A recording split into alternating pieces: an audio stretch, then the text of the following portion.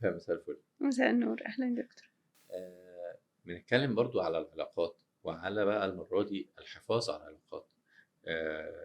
ناس دخلوا في علاقة وبعدين بتبدأ العلاقة تتكسر أو تنهار أو تبوظ.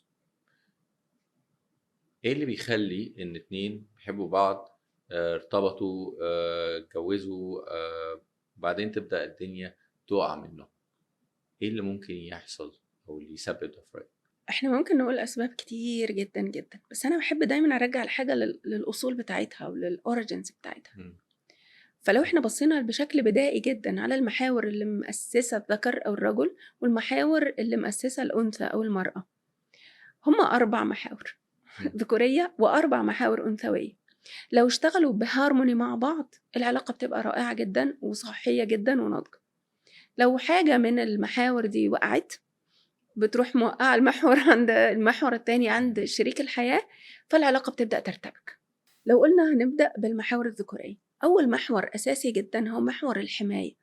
هو الذكر أصله بيطلع يصطاد، يعني بيواجه الخطر، يعني محتاج يبقى يقظ جدا للحماية سواء لنفسه أو للي مسؤول عنه. هنا تقصدي إن الراجل هو دوره الحماية، يعني مش بيطلب الحماية، هو دوره إن هو يحمي البيت. دوره إنه يحمي، لا مش بيطلب الحماية. طيب قصاد كده المحور الأنثوي إيه قصاد الحماية دي؟ الاستنجاد، إن هي بتحتاجه. ولذلك تلاقي الناس الناضجة يقولك إيه، أنا بحس برجولتي لما هي بتحتاجني، لما بتستغنى عني بتضايق. طيب لما يجي يقولك لا هي بتحتاجني أنا بتضايق، لا ده كده في حاجة في المحور هنا مضروبة. ففكرة إن أنا مسؤول عن الحماية ده محور مهم جدا. هو أنا ست 100 راجل، أنا مش محتاج أحمي حد. كدابة. انت تبي راجل لما راجلك مش موجود، لا انما ده طبيعي، ده شيء طبيعي. فما بلاش نحارب الطبيعة ونرجع نعيط بعد كده. هو محور الحماية عند الرجل، هو اللي بيجيب الكهف، هو اللي بيحط الحجر قدام الكهف يحميه، هو اللي بيروح يصطاد، هو اللي بيحمي من الخطر، وهو ربنا خلقه لكده. تمام. انت بقى ايه؟ انت الاستنجاد، يعني الست تعرف تقول الحقوني، الراجل ما يعرفش يقول الحقوني، ده طبيعة. طيب تاني محور مهم جدا، محور المبادرة. المبادرة دي غريزة صياد يا فندم، يعني طبيعي ان الرجل يبقى عنده محور المبادرة نشط، فهو اللي يبدأ. فتلاقي معظم المشاكل مع الستات، انا اللي لازم ازقه واقول له، انا اللي اخد بالي ومش عارف ايه، ما بيعملش الحاجة غير لما، ما هو علشان غريزة المبادرة مطفية عنده. طب ايه اللي خلاها مطفية؟ برضو انا هرجعها المشاكل من النمو والتربية. هو الطفل الولد بطبيعته اندفاعي ومنطلق ويبدأ بس في اللخبطة، في العجز، في الطفولة، فتلاقيه نط يكسر الحاجة، يقول أنا، يقول اسكت أنت، ما تعملش، ما تتكلمش، ما تتحركش، شكرا أديني مربيه قاعد ما بيتحركش من الكنبة. وما يجي بقى يحتاج يشغل المحور ده في الأسرة بشكل بقى سليم، ما يعرفش، لأنه هو اوريدي اتفطس. مين اللي يعاني؟ شريكة الحياة. ما بيبادرش بحاجة، عمره ما يفكر، أنا اللي دايما أقول، أنا اللي دايما أزقه على كذا. طيب هي محتاجة غريزة ايه او محتاجة محور ايه يكون اساسي عندها؟ محور التبعية. التبعية يعني هو عارف بيعمل ايه وانا موافقة، اوكي. انما انا دايما حتى في الكابل ثيرابي بقول لها ما تحطيش منقارك في مناخيره، ما تقعديش تنقريه على الفاضي، ما هو ما بيعملش. ماشي يا ستي. فانت بتتكلمي كده اكيد ان احنا عندنا كونتينيوم، او عندنا متصل، او عندنا خط اخره من ناحيه الحمايه، اخره من الناحيه الثانيه الاستنجاد، مظبوط، اخره من ناحيه المبادئه، اخره من الناحيه الثانيه التبعيه. وان وجود الخط ده، وان الناس تبقى رايحه جايه فيه، هو الاساسيات اللي بتوزن البيت. مظبوط جدا. ولو لاحظنا هنلاقي ان هما بينجذبوا لبعض من خلال الدرجة بتاعة الأكسس ده.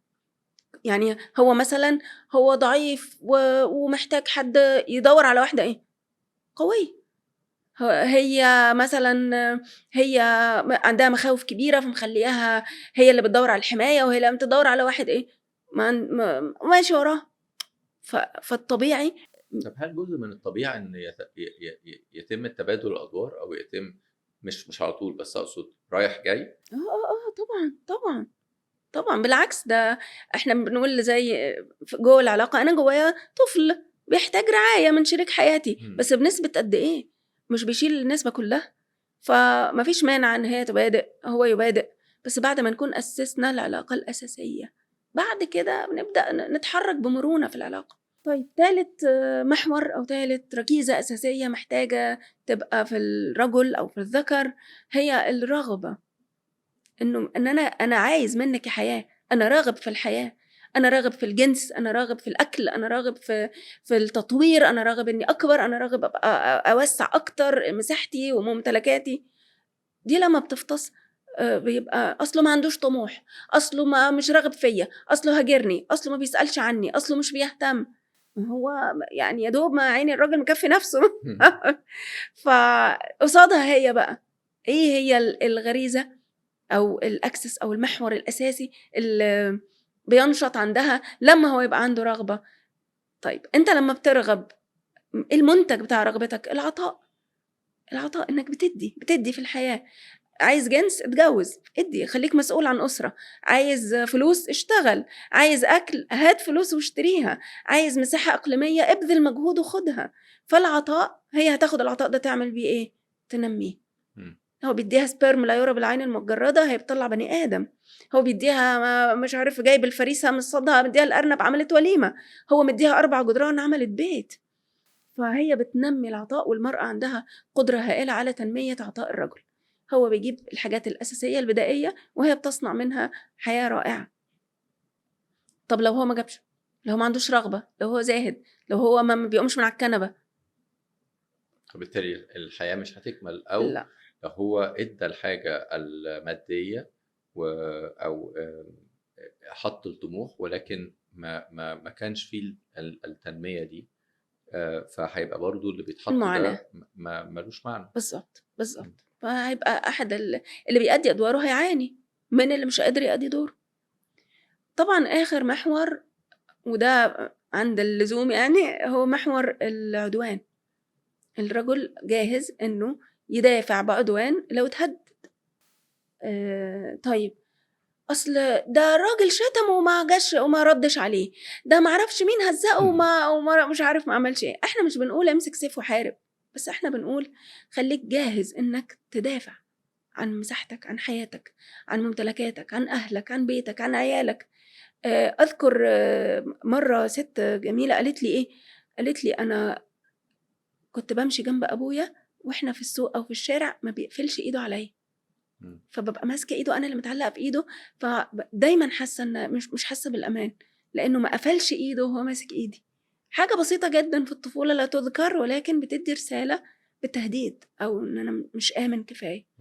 أو اللي تقول لي دخل معرفش مين وراح شتمه وما ردش، ما قامش خد حقي، ما قامش خد حقه. إحنا مش هنحولها لغابة، ولكن محتاج يبقى يقظ كفاية إنه يدافع عن ممتلكاته لما بتنتقص. يعني ده حتى الدين، من مات دون عرضه، من مات دون ماله فهو شهيد. مش هنقول روح موت نفسك يعني، بس الحدود الطبيعية. طب قصاد ده هي ايه عندها؟ المشاركة، انها بتشارك، بتعرف تفتح عيلة، بتعرف تشارك خواتها، تشارك أهلها، تستقبل أهله، تفتح الحياة لأنها آمنة. طالما هو جاهز إنه يدافع هي حاسة بالأمان، واللي حاسس بالأمان بيروح لمنطقة الونس فبيقدر يشارك ناس تانية في حياته. فتلاقي دايما الست اللي رافضة إنها تدخل حد بيتها، رافضة أهل جوزها، رافضة، هي مش حاسة إن جوزها ده بالنسبة لها مصدر أمان كافي إنه قادر على حمايتها. ما بتدخلش ناس، ما بتدخلش صحاب، هي برضو عندها مشكلة إنه هو مش جاهز لو حس بالتهديد يحمي. وبالتالي الأربع محاور الأساسية لو اتفطست عند الرجل بتبدأ تنتقص محاور الرئيسية عند المرأة وتبدأ المعاناة. بالتالي والعكس، يعني لو افترضنا ان هو الراجل بيدي بس هو مش شايف العطاء ده او التكوين ده من الست اللي هتشارك ولا هتعمل، مع ان هو ادى، هيبدأ هو كمان ان هو يقلل اللي هو بيديه، او يفكر ان هو يديه في حتة تانية علشان ياخد المشاركة، عشان ياخد التشجيع، عشان ياخد التكوين وهكذا. فمتهيألي ان هي الوزنه او الوعي بالاثنين دول متهيألي هيبقى اساسي جدا. اساسي جدا. ولذلك يبقى اسس العلاقه السليمه الوعي بالذات.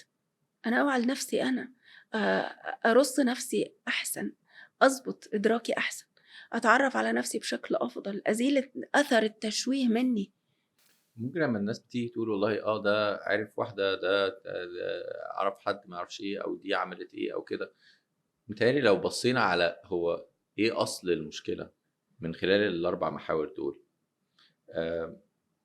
هيبقى في حل منطقي. لان دايما الحلول بتبقى طب اكتب لي بقى الشقه باسمي، واكتب لي ما اعرفش ايه، واعمل لي ايه، وده كلام بالنسبه لي انا بشوف ان هو كلام فاضي. هو مش هيحل حاجه في المشكله الاصليه. او انا اخد منه كذا، او انا مضيه على ورقه ما اعرفش ايه، كل ده بيبقى كلام فاضي. او انا هتخانق معاه، او في حين ان هو الكور او اصل الموضوع زي ما انت قلت في الاول، هو ايه اللي في المحاور دي واقع اللي ادى الى ان انا مش عارفه اعيش، او انا بالظبط. مش عارف اعمل حاجه.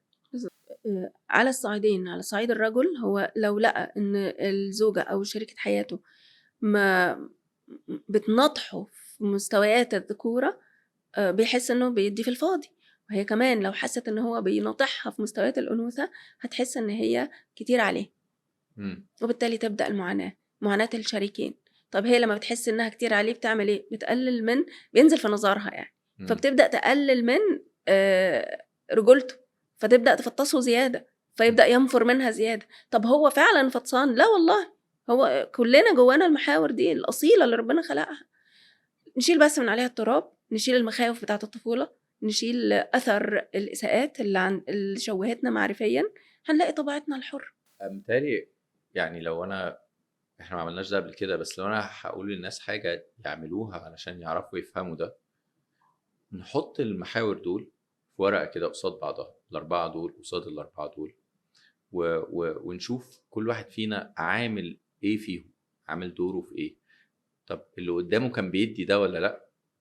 ولما كان بيديه زمان، ايه اللي خلاه بطل يديه دلوقتي؟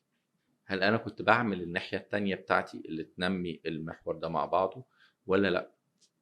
فلو هنقولهم تاني عشان يبقى واضح بالنسبه للناس ال4، انا هحط ايه قصاد ايه، ايه قصاد ايه، وبعدين اشوف كان ايه اللي بيحصل ودلوقتي بيحصل ايه، وانا بعمل الجزء بتاعي ولا لا.